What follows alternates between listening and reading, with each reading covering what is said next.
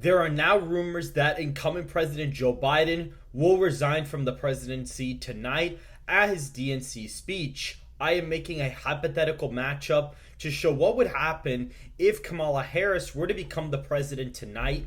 Make sure to hit the like button and to subscribe for more content just like this. I believe both parties would go more towards their candidates, so the Democrats would basically rally around Harris even more, Republicans would rally around Trump even more. Both sides would get very energized. However, I think independent voters would start flocking to Trump mainly because Harris becoming the president so unexpectedly would definitely throw a lot of people off and would definitely bring voters back to a safer choice. And so I think that more than likely you'd have the same safe Republican states as always. I do believe in this scenario, more than likely, I think Iowa would actually be in the safe column. In this video, I think it would be like a 16, 17 point win for Trump. In this, I think South Carolina would be safe. I think Alaska would be safe. Maine second would be safe.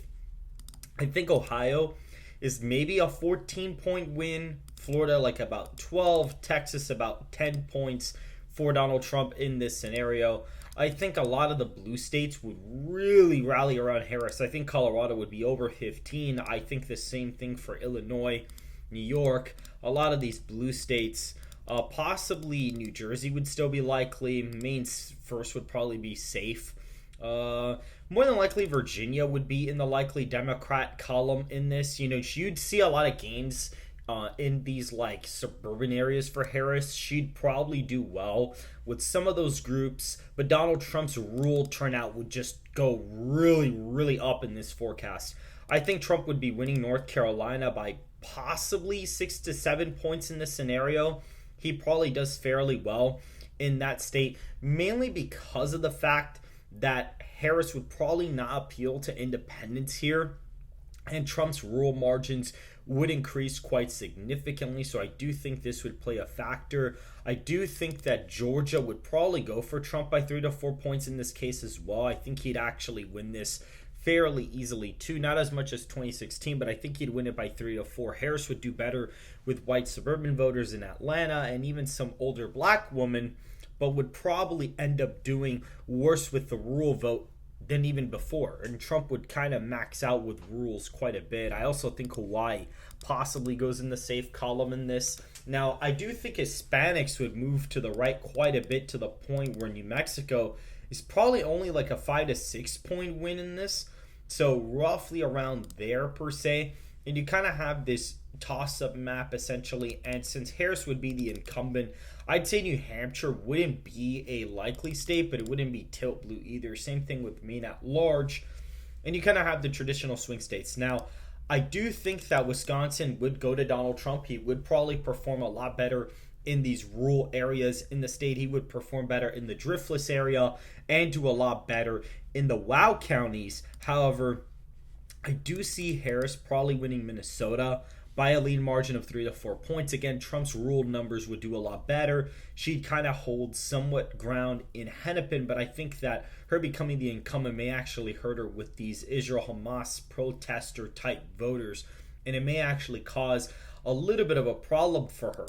Now, you kind of have these 4 states that are essentially up for grabs. I still think she wins the Nebraska 2nd congressional district.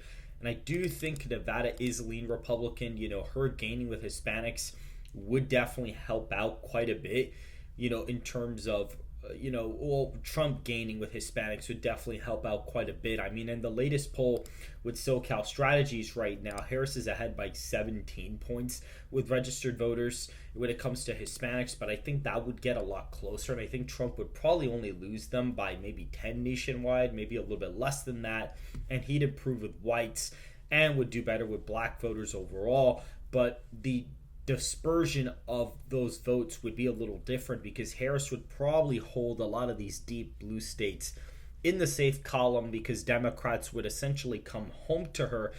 And then you have these 3 states. Now, the problem with her becoming the incumbent is I think if she does become the incumbent, I think she does win Michigan, to be honest with you.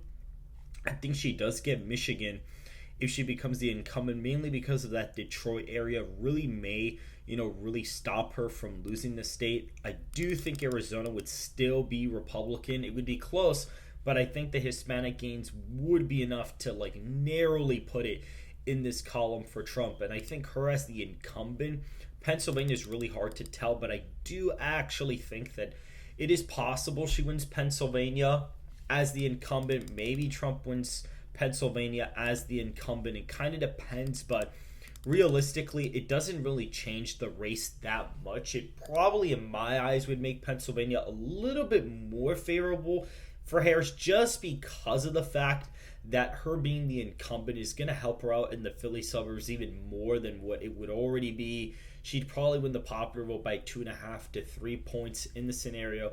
So possibly Pennsylvania goes, maybe it goes red. This one's really the only one that it's like really hard to tell. Maybe with Trump's, rule support going up, possibly could give the state to him. And so really nothing necessarily changes that much. I mean, some of the margins change. I mean, some of these deep bluer states kind of become a little bit closer. Michigan is kind of at the same point. It still could go red. Arizona does get a little bit more competitive, though. I think Maricopa, she'd gain support there, and I think that Trump would do better outside of Maricopa statewide. So this is the map for if Harris effectively becomes the president tonight, if Biden resigns from the presidency. Make sure to hit the like button and to subscribe if you want more content just like this, and I will see you guys in the next video.